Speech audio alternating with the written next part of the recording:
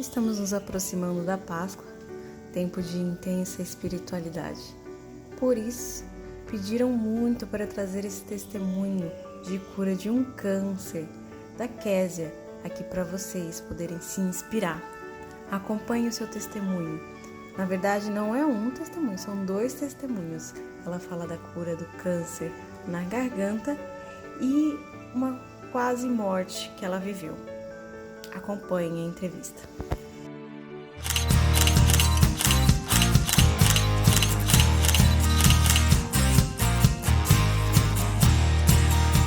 Hoje eu estou aqui com a Késia, que tem um testemunho maravilhoso, ainda mais que nós estamos nos aproximando no tempo de Páscoa, então eu quis trazer algo que realmente enchesse nosso coração, algo de alguém que viveu verdadeiramente a fé. Tudo bem, Késia? Eu gostaria que você se apresentasse para a gente, em primeiro lugar. Tudo bem, boa tarde. Eu sou Késia e tenho um testemunho de cura e de fé para contar para vocês. Maravilha. Conta primeiramente, assim, como que era a sua fé? Você estava conversando comigo ali e você mencionou que nunca tinha vivido nada muito intenso, espiritualmente falando.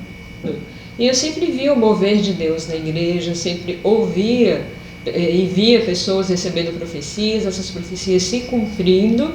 Eu ficava maravilhado, achava lindo, mas comigo eu nunca tinha recebido nenhuma. E eu pensava assim, nossa, como essas pessoas são especiais, né? E não me achava merecedora, né? Porque eu tinha vontade, nunca tinha recebido uma profecia. Mas o que a gente não sabe é que as profecias vêm quando Deus permite e quando realmente a gente precisa, né? Mas aí você conta que depois você recebeu uma profecia, como que foi? Então, eu estava no culto na cidade do Vale do Paraíso e bem no fim do culto, na hora da oração, o pastor desceu lá de onde ele estava, foi onde eu estava. E orando, ele pediu para que eu colocasse as mãos no pescoço. E eu coloquei as mãos assim como ele pediu, né? E ele expulsou um câncer na garganta. E disse que esse câncer tinha caído por terra, em nome de Jesus. E eu acreditei. Fiquei muito agradecida, mas para mim ali já tinha sido resolvido, já tinha sido curado. Mas naquela época você tinha diagnóstico de câncer? Não tinha nada, não sentia nada. Aí 10 anos depois é que eu estava em casa lavando louça, sozinha, meu esposo não estava. E de repente meu coração começou a disparar, palpitar. E eu não conseguia mais ficar em pé, realmente não conseguia mais me concentrar em nada. E foi quando o Espírito Santo me fez lembrar dessa profecia que eu tinha recebido lá na cidade do Vale do Paraíso. E foi quando eu fiquei, eu tive certeza que eu estava com câncer. Naquele momento você ainda não tinha diagnóstico, não, nada, mas... Eu lembrei da profecia e Deus tocou no meu coração que eu estava com câncer. Aí eu fiquei assim muito com medo, temerosa, né? E liguei para 2 amigas daqui. E elas vieram, por eu estar sozinha, elas estavam de sobreaviso, né? Sempre ficam, quando meu marido viaja. Elas vieram e perguntou: o que você tem? E eu falei, olha, eu não estou bem, eu estou com câncer. Aí elas perguntaram: mas você fez alguma consulta, algum exame? E eu disse a elas, falei assim, não fiz, mas como você sabe que está com câncer? Eu acho que elas devem ter pensado assim, tá doida, né? Mas aí eu falei, não, o Espírito Santo acabou de me falar que eu estou com câncer. E elas tentaram conversar, me acalmar, me convencer de que eu não podia pensar uma coisa tão forte assim, né? Mas não tinha jeito. Realmente eu fiquei mais calma com a presença delas, nós cantamos hinos na harpa, elas oraram, conversaram comigo, ficaram até 1 da manhã comigo aqui. E aí realmente eu fiquei mais calma, porém a minha não mudava aquilo que eu sentia e que eu pensava, né? E quando elas foram embora, elas falaram: tudo bem, a gente pode ir? Eu falei: sim, pode. Você vai ficar bem? Eu falei: vou, tirando o câncer. Aí, nada tirando da sua cabeça não, que era câncer. E quando o Espírito Santo fala, você sabe que é ele, você não resta dúvidas. E aí quando elas não tiveram mais argumentos para falar comigo, né? Aí elas falaram: então vamos marcar uma consulta. Nós vamos marcar uma consulta com o especialista para você tirar isso da sua cabeça, para você ficar tranquilo até seu esposo chegar. E assim elas marcaram e eu fui na consulta, né? E eu saí já do consultório com um nódulo detectado e com características de câncer. Nossa. E Na já primeira consulta na já conseguiu primeira, identificar. ele já não quis mexer. Ele falou assim: você já vou te passar o encaminhamento para Porto Velho e tem que ser esse médico que ele é rigoroso. Então eu quero que você vá com ele. E eu fui. Em menos de 15 dias, nós já havíamos passado por esse médico. Ele disse que precisava haver necessidade da cirurgia para retirar o tumor, né? Era do tamanho de um caroço de feijão. E para mandar para biópsia. Então, com 15 dias, eu já havia operado. Já não conseguia mais falar porque a cirurgia foi na garganta, retirou metade do céu da boca. Nossa. E já estava com o diagnóstico positivo nas mãos. Menos de 15 dias. Aí eu não conseguia respirar direito, porque é muito próximo ao canal do nariz. Doía muito para respirar, não conseguia me alimentar. Em uma semana eu perdi 4 quilos e continuou, 4 quilos por semana. Você ficou internada há muito tempo? Não, eu fiquei internada 3 dias e depois continuei a permanecer em Porto Velho para voltar uma vez por semana ao hospital, porque ficar no hospital há muito tempo a gente nem melhora. O negócio é ir para casa, né? Então eu fiquei em Porto Velho, em casa mesmo, na casa da minha sobrinha. Tá. E aí, quanto tempo assim que durou o tratamento? Tratamento até hoje eu faço, né? Mas eu faço por conta da voz. Porque além assim do tratamento da doença, eles também tentam reabilitar a pessoa. Sim. Aí eu ainda vou lá. Porque na cirurgia eles já conseguiram eliminar o câncer, então? Não. Não? Como Não. que foi? Aí eles retiraram o nódulo e ele, pela experiência que ele tem, ele retirou já com uma boa margem, né? Aí eles retiram e mandam para biópsia. Tanto o que foi retirado quanto o pedacinho da parte que ficou. E nessa parte que ficou, foi detectado que ele ainda tinha câncer. Então, aí eu peguei, já com o resultado em mãos, isso tinha acontecido tudo no Hospital Central, que é um hospital particular. Aí eu peguei e fui para o Hospital de Amor, que é uma referência no estado, né, no Brasil, né? E nós fomos, chegando lá, o especialista de cabeça e pescoço já falou assim: você quer saber de tudo ou você quer apenas o tratamento? Eu falei: não, quero saber, preciso saber de tudo. E ele falou: olha, você vai ter que ser forte, você já está no estágio 4, que seria o último estágio. No local que foi detectado o câncer, não aceita quimioterapia. Esse tipo de câncer, no local que ele está, não aceita. Então, conforme ele for se espalhando, a gente vai ter que ir retirando. Então, você já está com a voz bem áspera, bem afônica, já quase não dá para entender o que você fala, né? Então, a gente vai precisar tirar mais, por conta das margens que ainda ficaram contaminadas, e provavelmente você vai ficar sem voz. Não vai mais poder comer convencionalmente, é só através de uma sonda. E foi explicando todo o processo. E então, se o diagnóstico era o pior possível. Era o pior, nossa, era o pior possível, porque você sempre sabe que é muito difícil uma quimioterapia, mas você sabe que ela ajuda, que ela diminui o câncer, né? E muitas vezes acontece a cura. E no meu caso eu não tinha esse... possibilidade. Não, eu não ia contar com esse recurso. Então ele falou: vai para casa, conversa com a sua família, né? E se prepara que nós vamos marcar, fazer os exames e marcar a cirurgia. E nessa cirurgia hoje tiraria mais material e eu ficaria sem falar. E nisso eu voltei para casa, muito devastada, claro, né? Porque por mais que eu sabia que eu tinha essa profecia, tudo aquilo que eu ouvia era muito difícil. E outra coisa, a gente não se acha tão merecedora de tanta bênção, né? Por mais que a gente sabe que Deus é misericordioso, é amor, né? Mas assim, eu acreditava, mas ao mesmo tempo eu ficava lembrando da minha família, dos meus filhos pequenos, o processo que eu estava passando, os meus filhos não estando comigo, então era muito difícil. E aí, faltando uma semana para a cirurgia, para voltar lá, para fazer a cirurgia, uma mulher uma irmã do setor que eu não conheço, não conhecia, né? Hoje conheço. E ela também não me conhecia. Deus falou com ela, em casa, na casa dela, que era para ela me levar para receber a oração de outro pastor. E aí ela me procurou e me levou até esse outro pastor. A minha mãe foi comigo, porque eu fiquei assim, com medo de ir só, né? E aí nós fomos. Quando nós chegamos lá, eu não conhecia também esse pastor. E ele olhou para mim e me disse, olha,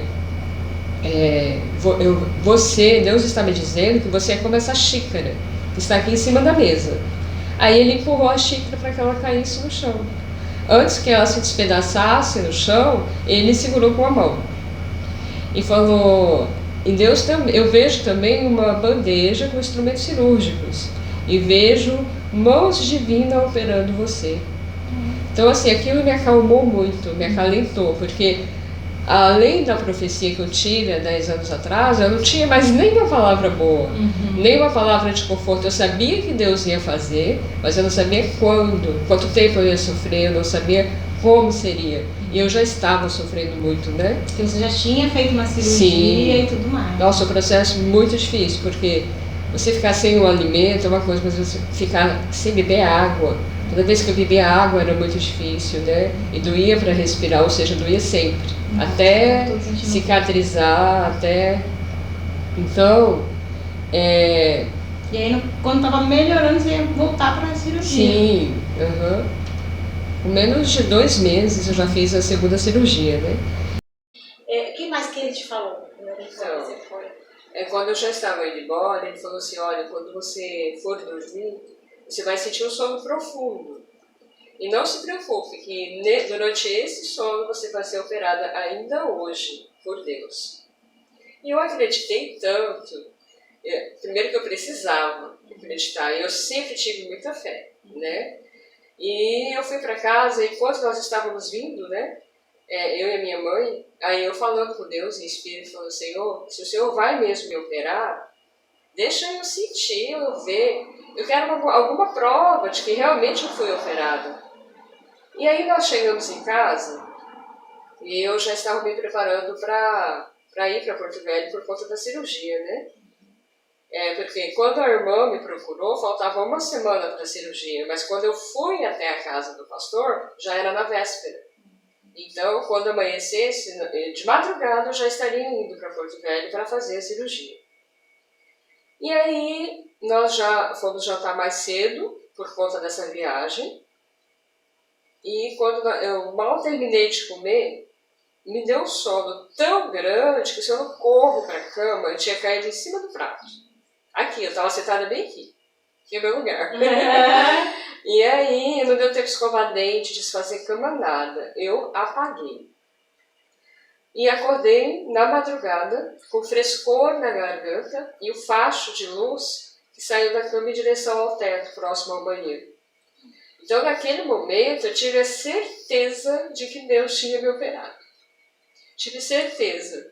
E dormi de novo. Aí acordei no outro dia, contei o que tinha acontecido com meu marido, né? E o pastor, quando ele me entregou essa profecia, ele falou, mesmo assim você vai ter que ir e você vai ter que fazer a cirurgia dos homens. E quando eu senti que eu tinha sido operada, que eu presenciei, Deus me deixou presenciar, eu pensei, mas por que eu tenho que fazer a cirurgia dos homens se Deus já me operou, né? Mas fui, obedeci. Aí, quando chegou lá no hospital, a gente muito feliz pelo que tinha acontecido, né? Eu e meu esposo, minha mãe. E nós chegamos lá, o médico falou, olha, eu já vou te anestesiar, você está preparada? Quando você acordar, você não vai falar. Aí eu disse para ele que estava e orei em espírito, né? E adormeci por conta da anestesia. Quando eu acordei, com eles me chamando para que eu voltasse, eu acordei sem ar. Porque eles tinham colocado tanto gás por conta da abertura, né? Que não dava para respirar. E aí eu acordei, o doutor, eu não consigo respirar, me ajuda. E ele, em vez de falar, respira pela boca, tá tampado mesmo, né, o canal do nariz. Eles começaram a glorificar a Deus, falando, nossa, ela tá falando. Porque não era para eu estar falando. Aí ele falou, Eu já fiz tanta cirurgia, faço 2, 3 cirurgias dessa por semana, porque essa é a especialidade dele. Ninguém voltou falando. Então você já acordou falando, né? Eu acordei pedindo para respirar. Uau. Eu acordei agoniada, querendo respirar, né? E aí eu vi que Deus realmente tinha me operado. Porque se não era para eu falar, eu estava falando. E o médico glorificando a Deus. Ele glorificava tanto, eles estavam em 2 médicos fora da equipe.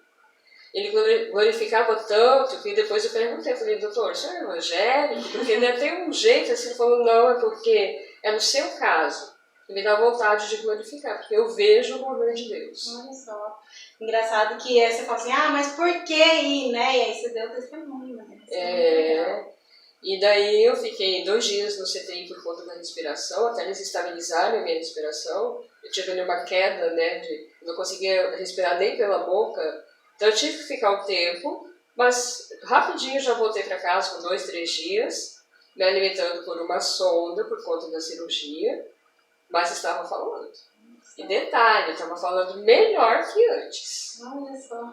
Dava para entender bem mais, né? E muito otimista, com muita fé que ainda vinha mais bênção.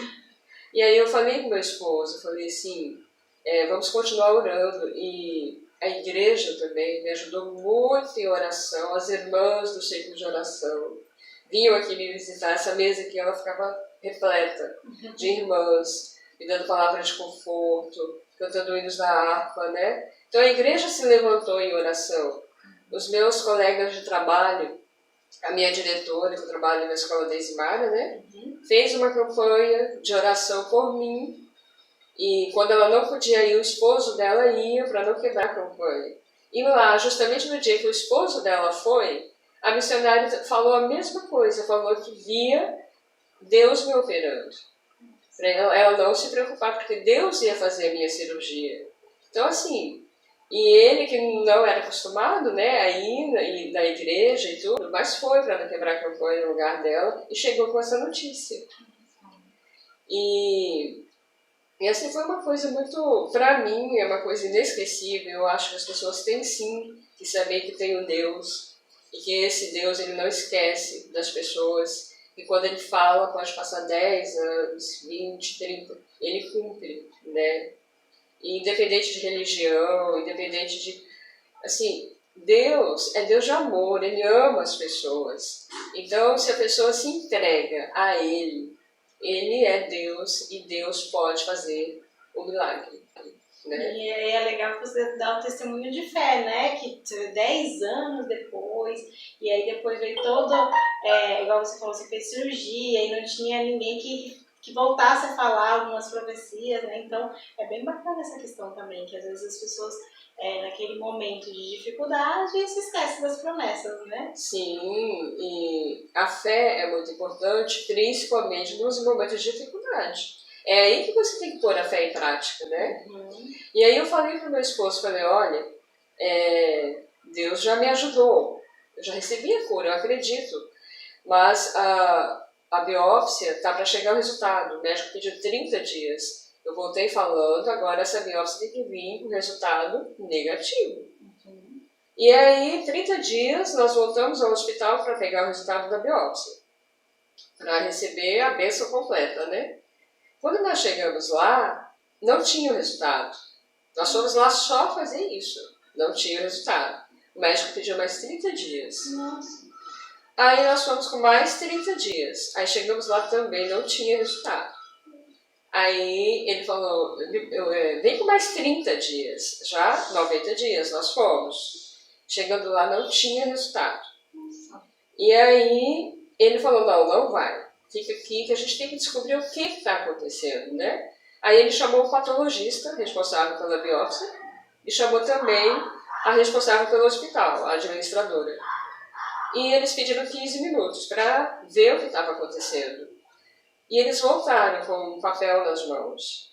E eles voltaram dizendo, olha, nós pedimos 30 dias, que é o comum acontecer aqui, é no máximo 30 dias.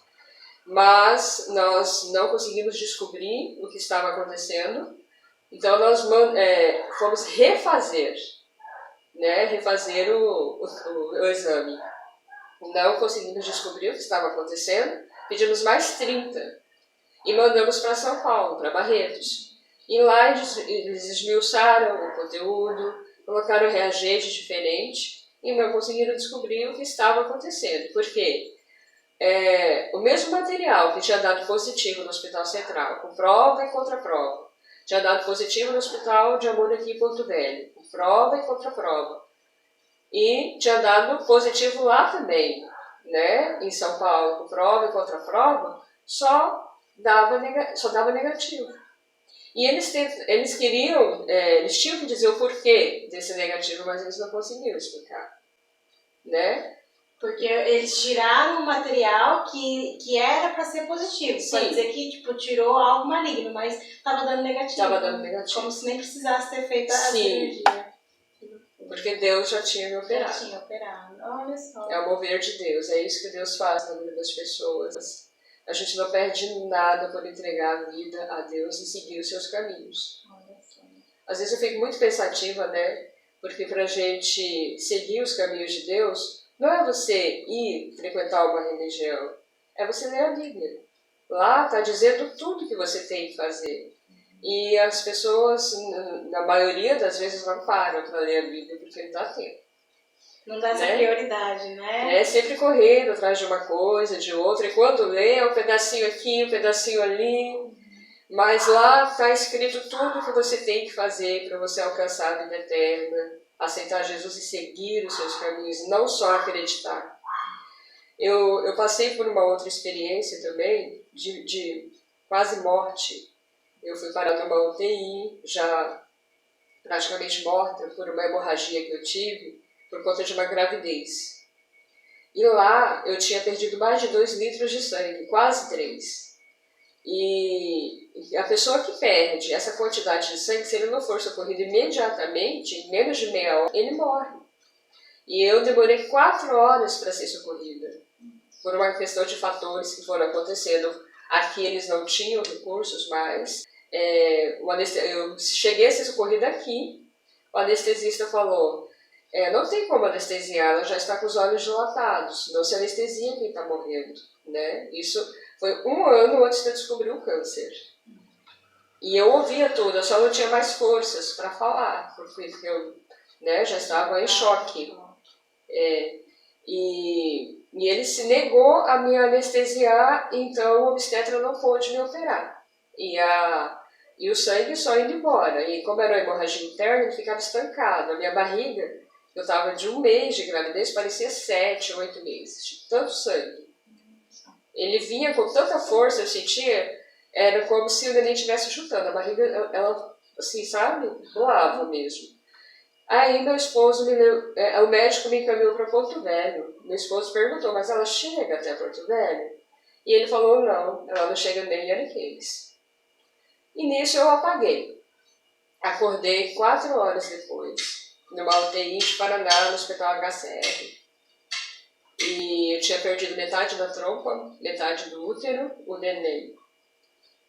Mas eu estava viva.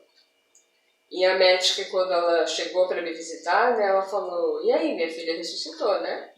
Você sabe que você está viva agora porque Deus te segurou pela mão. Quantidade de sangue que você perdeu e o tempo que você demorou para ser socorrida, só Deus. Então, assim, são coisas. Eu lembro que quando eu estava na agonia da morte, que me veio 4 vezes paradas, né? E naquela agonia, como se algo estivesse puxando a minha alma pela cabeça. E eu tentava ficar lúcida, e eu orava para Deus por misericórdia. E quando o médico falou que não tinha mais jeito para mim, eu comecei, em vez de orar pedindo a cura, comecei a orar pedindo perdão dos pecados. Eu sabia que não tinha mais como eu ir para a próxima cidade, não tinha mais como operar. E quando eu comecei a pedir perdão dos meus pecados, eu não sentia a presença de Deus. No momento que eu mais precisei, eu não sentia. E eu comecei a questionar, mas Senhor, a Bíblia fala que aquele que o aceita como Senhor e Salvador e segue os seus caminhos, tem a vida eterna. Por que o Senhor está tão distante de mim? Porque eu não sinto a sua presença. E foi quando Deus me falou, não foi pelo que você fez, foi pelo que você deixou de fazer. Então, eu pensei, meu Deus, e agora? Eu estou morrendo, eu deveria ter feito coisa que eu não fiz, e agora não tem mais jeito para mim. Mas Deus me deu mais uma chance. Né? Me deu essa chance para viver, para estar aqui contando meu testemunho, para falar que Deus é Deus e sem Ele nós não somos nada. E que Ele cura, Ele é amor, mas Ele também é justiça. Né? Então nós temos que nos entregar a Ele, seguir os caminhos de Jesus, e para que a gente possa fazer, a gente tem que conhecer, lendo a Bíblia. E é muito interessante isso que você falou, né? Não é pelo que você fez, mas o que deixou de fazer. Muitas vezes a gente acha que é só evitar, mas não, né? Temos uma missão. Eu tinha isso comigo, porque eu ainda questionei no momento que eu senti aquela angústia da morte. Eu falava, Senhor, eu tentei lembrar de algum pecado para pedir perdão, mas eu sempre fui uma pessoa, tentei ser uma pessoa honesta, uma mãe, e seguir os caminhos. E eu nunca procurei fazer muita coisa porque eu não me achava capaz. Eu sempre via alguém que falava melhor, alguém que sabia cantar e eu nunca soube. Então eu nunca procurei fazer nada em relação à obra de Deus, a falar do amor de Deus, porque... Testemunhar, sim, né? E então eu passei por isso tudo, mas aprendi. Interessante, muito interessante. Deus te deu uma oportunidade também agora com toda essa história, né? Sim. De estar testemunhando. Então eu sou a prova de que não basta a gente ser honesto, apenas honesto. Se você, é sua obrigação ser honesto. Mínimo, né? E não basta você fazer boas obras, você tem que seguir os caminhos de Deus, né? Tem que fazer alguma coisa pelo próximo. Porque Deus Deus é tão perfeito, né? Ele nos ensina através da dor, através da dor vem as alegrias. Eu mesmo me sinto muito amada, porque eu tive 2 chances, né? 2 chances que muitos não tiveram. Então, Deus para mim é tudo, é vida, é amor. Aprofundou muito mais a espiritualidade. Não só a minha, da minha família toda, principalmente do meu esposo. É diferente você ouvir falar e vivenciar, né? Tá ótimo. Queria deixar uma mensagem final para quem está nos assistindo. Já deu uma grande mensagem, né? Mas algo que você gostaria de acrescentar? Eu quero deixar uma mensagem, sim. Continuar, né, falando que Deus é tudo. Sem Deus nós não somos nada. E que o caminho para a vida eterna, porque essa vida é passageira, é Deus, é Jesus, é aceitar a Jesus e seguir os caminhos. E um indicador para isso, né, é a Bíblia Sagrada. Então, o dia a dia é difícil, nós estamos aqui, temos que viver aqui, temos que nos sustentar aqui, mas não esquecendo da eternidade, que a eternidade vem, ela chega para todo mundo, e para que nós possamos estar no bom lugar ao lado do Pai, da eternidade, é seguindo os caminhos do Senhor, é obedecendo a Bíblia e aceitando Jesus como Salvador.